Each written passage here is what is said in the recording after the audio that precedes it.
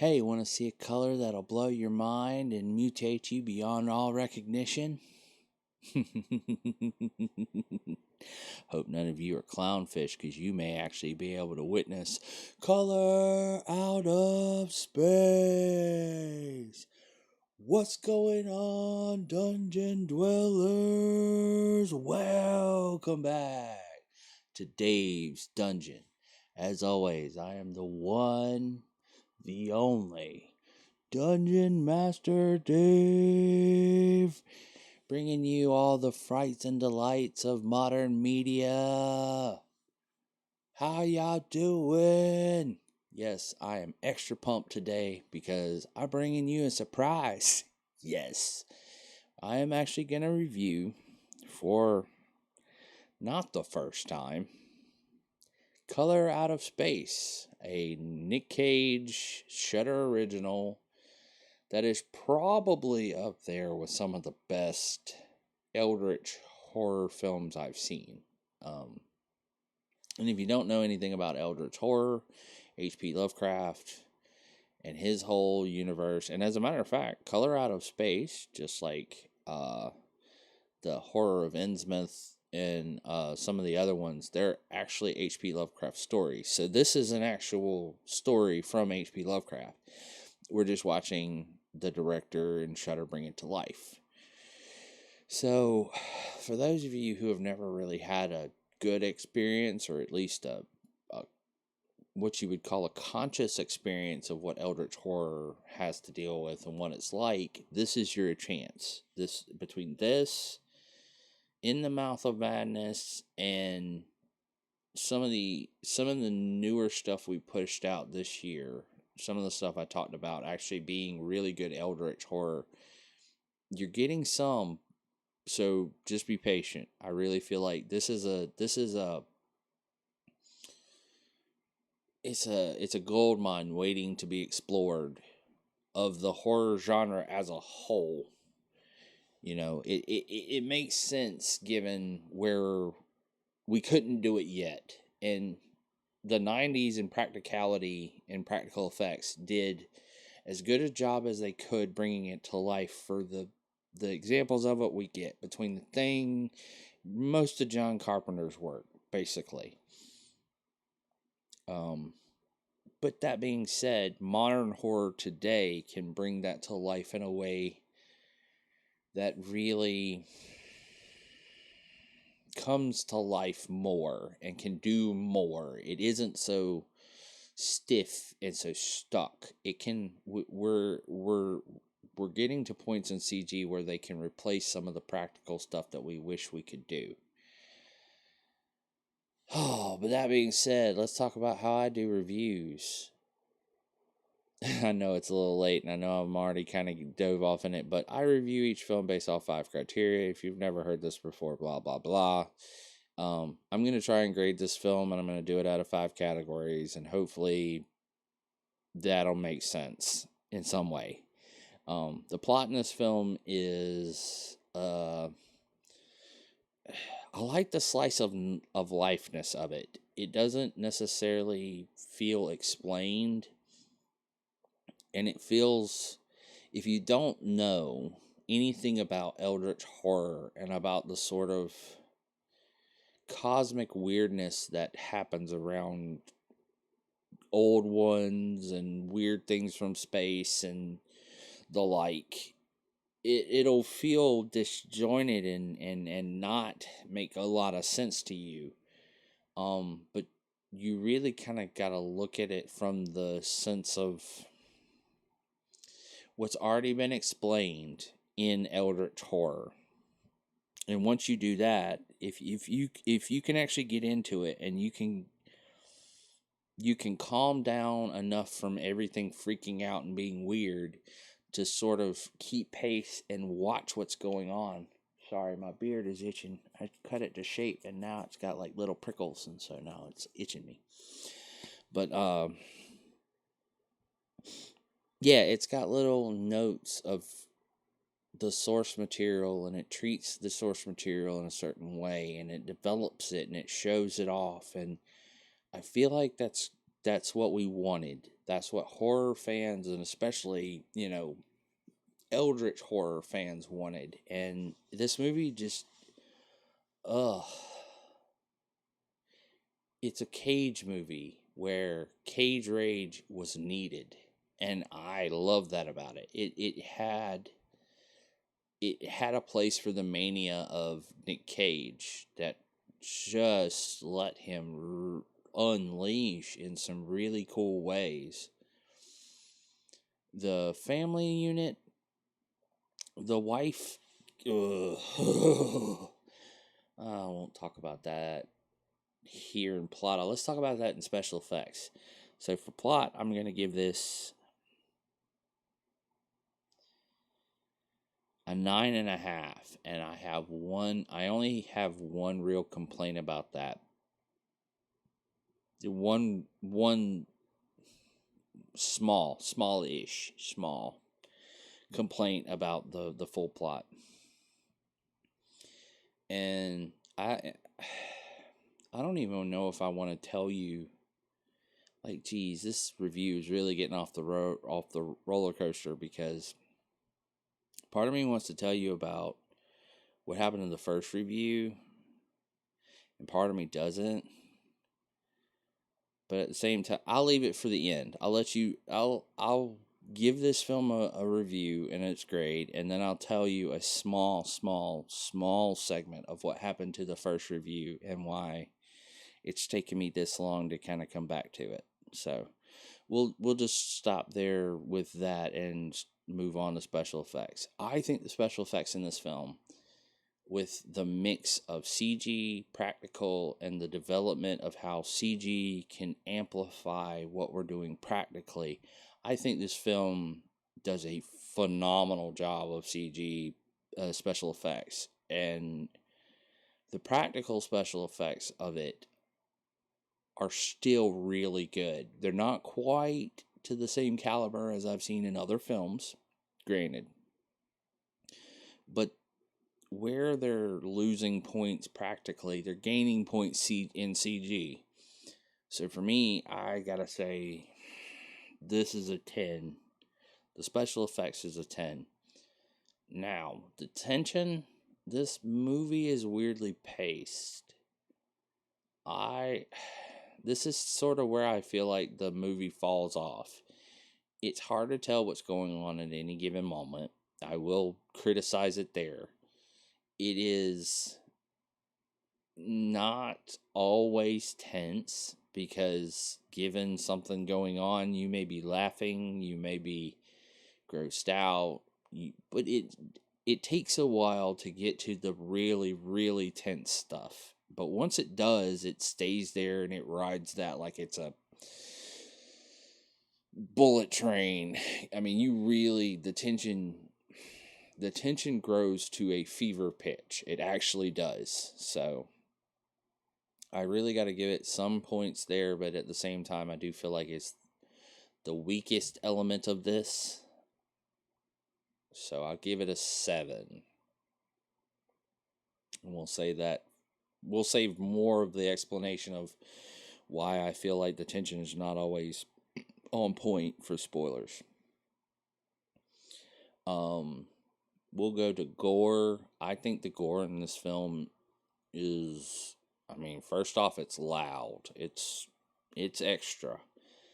It might be to the point of considerable, I don't want to say it's torture porn worthy, but it's gory in certain places. To the point where it will turn your stomach a little. And it's not so much blood and guts. It's gory, and this is where I always say this.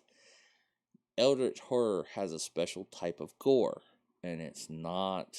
It's if you've seen The Fly, you know what I'm talking about. It's the sort of snotty, pussy transformation gore. So, for those of you who are disturbed by that, this has some of that. But at the same time, it still has the bloody gore in some places. So I can't really say it's not bloody. But at the same time, it's treating all of it with the adequate amount of respect and uses it fairly well.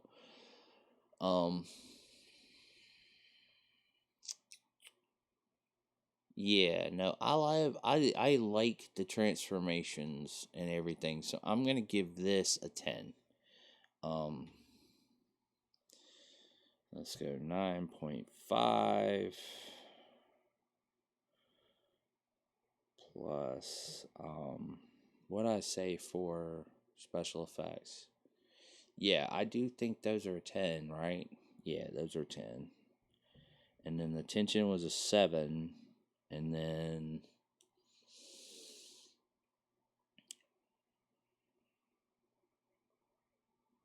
Gore.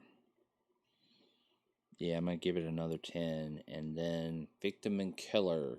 The final category. There's not a traditional, necessarily a traditional victim and or killer. However, this movie does have a traditional hero. So, that being said, I like the hero. I this will go towards my problem with the plot. I just wish they would have made it a little clearer whose perspective this story was going to be from. And that's what leads to a little bit of the weird awkwardness in everything going on. Because you don't necessarily know who's telling the story. You know, it does have a problem of who the author is. Because on the one hand, you think I may be getting it from this character, but it's really not. It's really from this other spot, and that leads to some other stuff down the road. It it's just a bit of awkwardness, and I only took half a point off for that. So I really only got to be like it only led to me being a little confused on my first watch. The second watch I kind of got everything that was going on. So for that, I'm going to give it a 9.5. Because that's another, and it's really actually works for where this eldritch horror is going and wants to go. I feel like if you look at the eldritch component as the villain, you're satisfied. You get what I'm saying? You really are happy. I really was happy with all the eldritch action in this. The monstrous action on the part of like the humans was a good marriage. It just, some of it, like who you're getting the story from and how it all kind of comes down and develops, was a little awkward. So, but hey, that's still an A. That's still like right at 90%, I'm pretty sure. Yeah, like 92. Yeah, that's still an A. It's still, and for those of you Cageophiles like me, this is a 50 out of 50. The cage rage in this is palpable. So for those of you who aren't Cagephiles, but some sort of weird proto-human who doesn't like Nick Cage, yeah, I'm judging you real hard through this camera. Yeah, if you don't like Nick Cage, this may not be a movie for you. I do feel like his role is very palpable and important to this film. It is not necessarily you can just cut out and eat around the parts you don't like, much like Willy's Wonderland. The action is kind of Cage-centric, but not as much as Willy's Wonderland. The other characters do get a lot of time in the spotlight. So I don't necessarily want to tell you it's necessarily over cagey, but it is cage flavored. So that is something you should take into mind when you start to watch this film. But I think that's going to do it for the non-spoiler section of this review. So if you enjoyed it and you got something out of this, make sure you go see this film. Make sure you leave a like. If it helped you out at all and got you excited about it. And by the way, for those of you who are wondering if this film actually has like any kind of like serious pop and or scares to it, this is definitely one of those sort of spook you out and make you not feel good by the end of it. So definitely give it a shot. Definitely give it a go. It's on Shudder. Should still be on Shudder, and forever will be on Shudder. So I don't, you know where to find it. Make sure you subscribe for more. Make sure you hit the bell so you know when things drop. But thank you for joining me, horror addicts and dungeon dwellers. But just like aliens are wont to do, you need to disappear. We'll see you in the next review, though. Thank you for joining us. Live long and prosper. Spoilers, getting into spoilers. Alright, so, yeah. Aliens crash land a meteor on Earth. And it happens to be at Nick Cage's house. It really felt like the mothership was calling him home. And some of you are going to go, yeah, it really does. Makes sense. But I love the sort of symmetry that offers, sort of with the initial action being a meteor falling in the front yard and no grave consequence, to the end of the film, the house ain't there and it's a crater. So it's sort of like you're getting the delayed explosion of a terrible event. But at the same time, it's so good to see. It's like, oh, this thing happened and it just utterly kind of disrupted us. But then it really disrupted us. And it had, Invasion of the Body Snatchers notes. And it had Creep Show with Stephen King's story notes. And it had the sort of eldritch stuff that we expect. The sort of weird phenomena caused by a certain stimuli that you come to expect with eldritch horror. The color here, the actual color is the thing that you want to be looking out for if you didn't know. Because everywhere you see it, you start to get the idea that it's changing things. And, our first example of that is when you think that's not a praying mantis. And think about all the times you see that mantis throughout this film, including the very end. It's sort of signaling to you that where you think the horror comes from, the big scariness of everything, it really is the small, invisible invader you can't see coming at you that is infecting everything and everybody. And it's that action that drives eldritch horror as much as you're scared of big scary monster. It's not just that Cthulhu or Hastur or any of the other ones are actually scary. They are scary on their own. Don't get me wrong. But it's also what they can do to you and how they can make you like them, and how unthinkable some of the witnessing of that is. And this movie definitely plays into that sort of unthinkable, grotesque mutation kind of thing. And oh man, there's a gory bit in this that the merging of the parent and the child, and the mother sucking the life out of her child is just and it grows, saying it grows, but it grows from a more natural part of the story where it feels like in some ways these parents are the sort of like helicopter, I must dictate and sort of control every manner of all this. They do feel a little, if it's not perfect, we're gonna riot, or you're gonna be read the riot act. And in that way it feels realistic. The parenting feels realistic for the most part.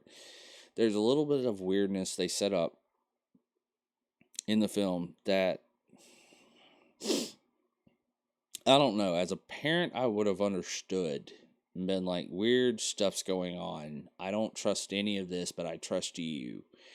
And I don't know that the film really did a good job of, I don't know, the relationship between the father and the son and the daughter is a little too cagey from the start, so to speak. He kind of gets just extra on a dime, and I would have rathered more normal dadness leading into weirdness, leading into not so normal dadness. So the movie kind of kicks that in a little earlier than I would have done, but that's their prerogative. To each their own. I don't know. I feel like this is a really good exploration of the topic. Where your personal problems may come in, will determine how much of this movie you enjoy. And like I said, one of the big problems I had was I don't like who the narrator of the story. I don't like how they.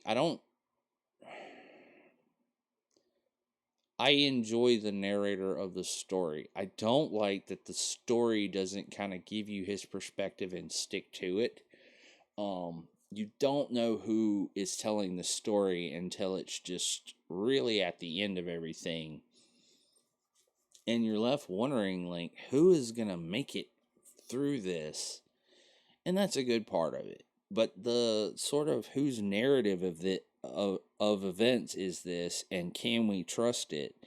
And is this just sort of well, maybe he went crazy and all the rest of this is just, the aristocrats and we're being lied to in the end, because you do see your standard issue xenomorph kind of in the background scene. If you catch my drift, you do see that this is continuing. It's not over by the end of it, though the movie may have you believing it is.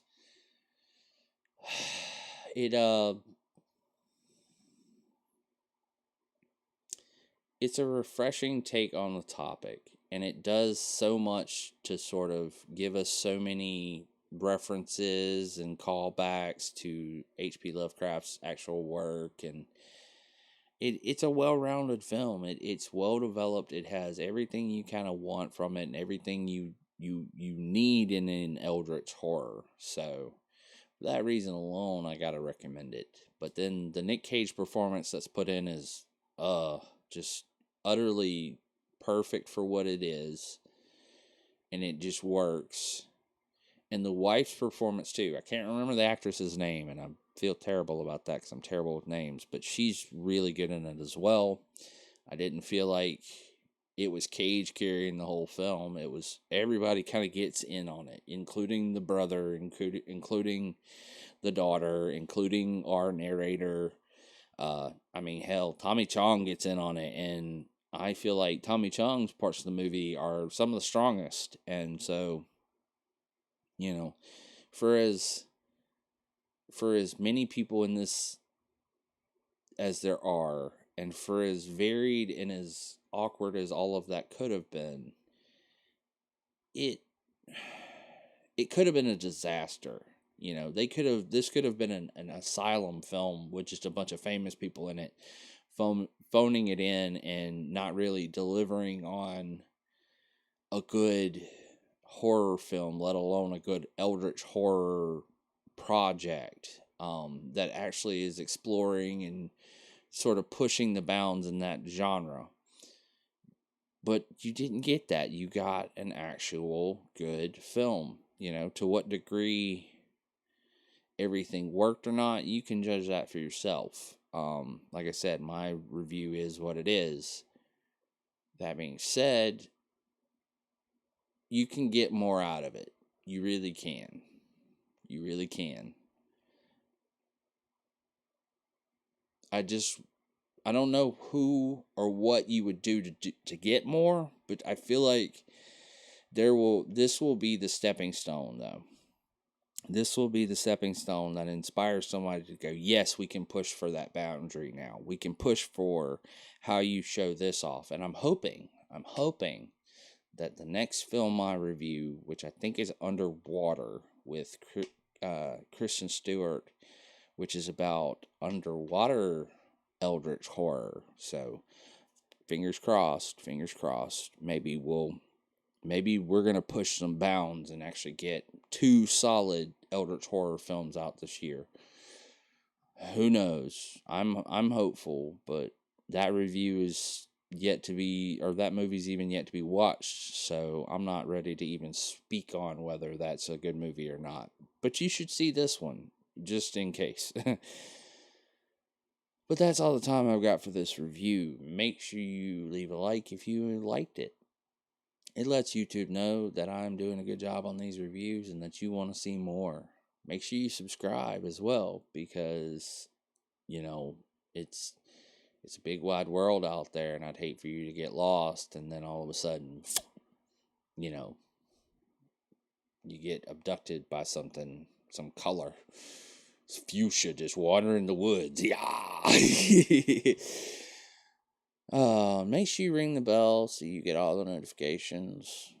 That's something they tell us to say. It's part of the training. But thank you for journeying with me, Dungeon Dwellers. I hope to see you on our next adventures. But until then, does this color make me look fat?